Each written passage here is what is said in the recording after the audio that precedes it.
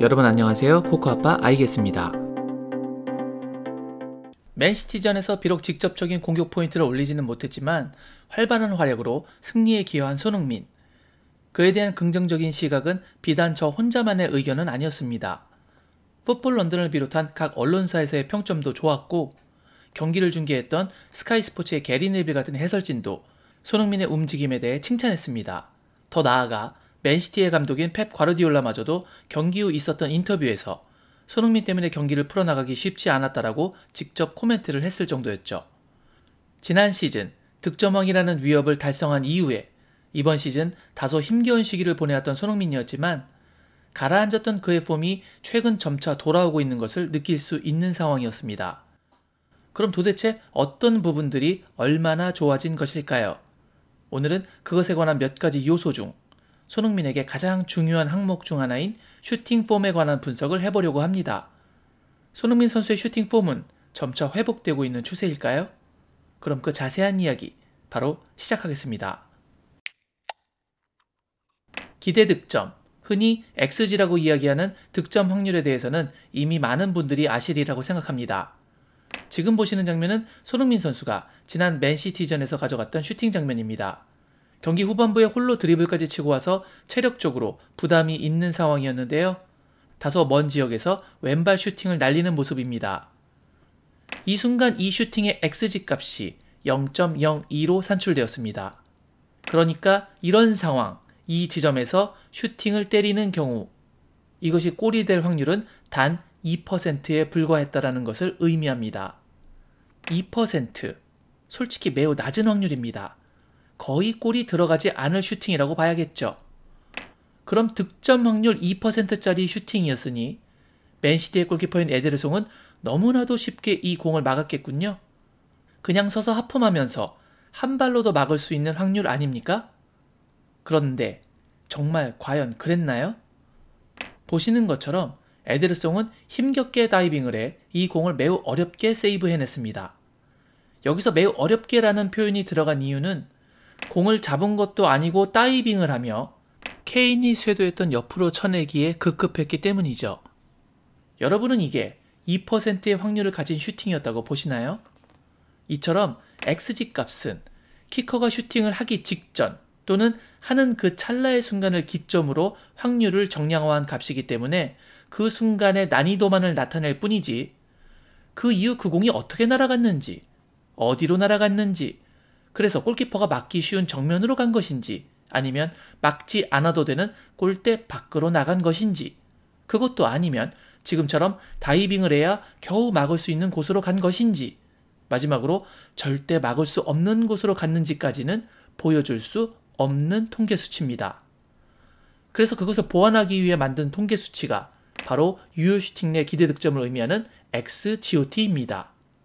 손흥민 선수의 슛이 골대에 도착한 이 순간, 이때 이 슈팅이 득점이 될 확률인 XGOT 값은 0.21, 즉 21%까지 상승했습니다. 그럼 이 슈팅에 대한 분석은 곧 다시 이야기하기로 하고 잠시 XGOT에 대한 추가 설명을 위해 많은 분들이 아시는 장면을 소환하도록 하겠습니다.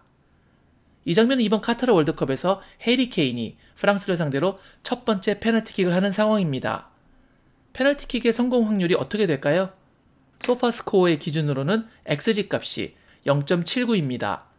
페널티킥은 79%의 확률로 득점이 가능하다는 이야기입니다. 그리고 케인은 이것을 득점으로 연결시켰는데요.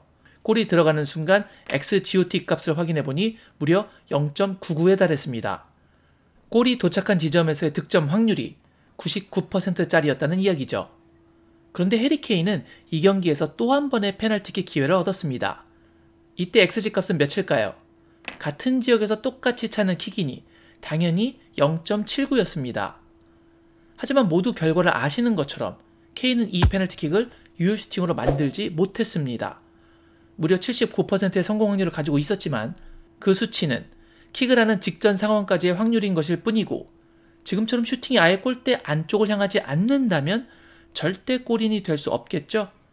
그래서 이 슈팅에 대한 XGOT 값은 보시는 것처럼 0으로 나옵니다. 득점이 될 확률이 0%였다는 것을 의미하죠.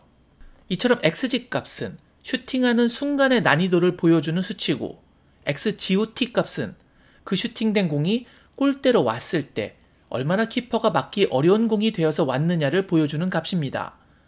그렇기에 XGOT는 골키퍼의 능력을 평가하는 수치로도 활용됩니다.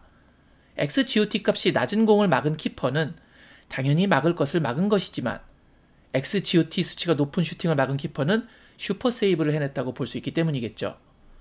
그럼 다시 손흥민 선수의 슈팅으로 돌아가 보겠습니다.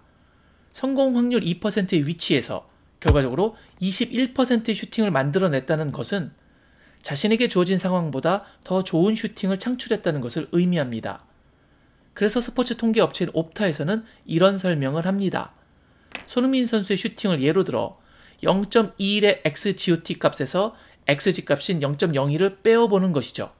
그럼 0.21-0.02 바로 플러스 0.19라는 값이 나옵니다. 이렇게 두 값의 차이를 계산하면 키커의 슈팅 능력이 드러날 것입니다. 이것을 그들은 SGA라고 부릅니다.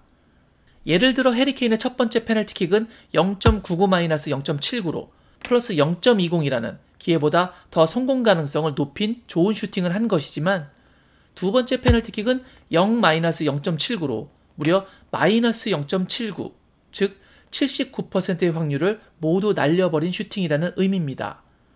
그래서 저는 손흥민 선수의 슈팅 폼이 이번 시즌 어떻게 진행되었으며 또 현재는 어떤 상태인지 궁금했기에 그의 이번 시즌 모든 프리미어리그와 챔피언스리그의 슈팅을 직접 전수조사해 그의 SGA가 어떤 추세로 흘러가고 있는지 살펴봤습니다. 그럼 그 그래프 함께 보시겠습니다. 지금 보시는 색깔의 그래프는 개막전부터 챔피언스리그 5경기를 포함해 뉴캐슬과의 경기까지 있었던 43번의 슈팅 기록입니다. XGOT에서 XG를 차감했을 때 슈팅 능력 퀄리티 판단의 기준선이라고 할 수 있는 0의 가로축을 기준으로 아래쪽에 형성되는 점이 훨씬 많습니다. 그동안 슈팅에 있어서 어려움을 겪은 것이 사실이라는 것을 확인할 수 있었습니다. 물론 그 어려움에는 손흥민 선수의 개인적인 폼만 있었던 것은 아닐 것입니다. 전술적인 문제와 답답한 팀의 경기력도 영향이 있었겠죠. 몇 가지 눈에 띄는 부분을 따로 알려드리자면 가로축으로부터 매우 떨어진 두 점이 보이시죠? 그중 첫 번째 점은 바로 레스터전이었습니다.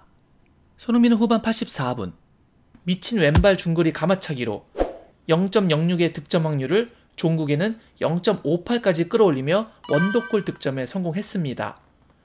레스터전에 정말 강한 손흥민이군요. 역시 대단하십니다. 두 번째로 높은 점은 챔피언스리그 프랑크푸르트전입니다.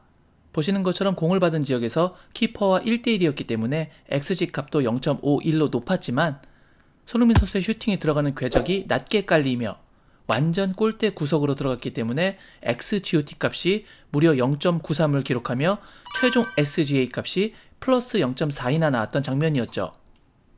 하지만 이내 다시 슈팅에서 버거워하는 시간을 보냈던 손흥민이었습니다. 보시는 것처럼 점차 그래프의 방향이 우하향을 향하기 시작했습니다. 그러나 이랬던 손흥민의 슈팅 감각은 챔피언스리그 스포팅부터 살아나기 시작합니다. 지금 보시는 장면은 스포팅전과 그 다음 본머스전까지 해서 점차 우상향인 추세를 보이기 시작한 그래프입니다. 전체적으로 점이 찍히는 좌표가 양수의 영역에 형성되기 시작합니다.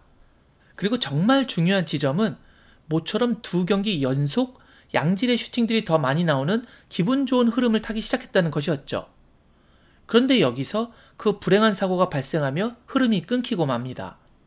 은벤바와의 충돌로 안면 골절을 당했던 것이죠. 이제 막 상승세를 타나 싶었는데 너무나도 속상한 상황이었습니다. 그 사건 이후 수술을 마친 손흥민 선수는 위험을 감수하면서까지 월드컵에 나서게 됩니다.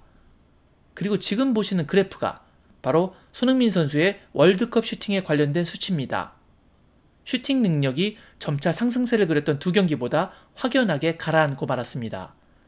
하지만 수술하고 곧바로 참가한 월드컵에서 태어나 처음으로 마스크까지 착용하고 이런 그래프가 나온 것만으로도 대단하다고 생각합니다. 그리고 월드컵의 여정을 16강에서 마무리했던 손흥민은 그 이후 잠시 휴식을 취하며 회복과 함께 떨어졌던 슈팅 감각을 다시 키우기 시작했습니다.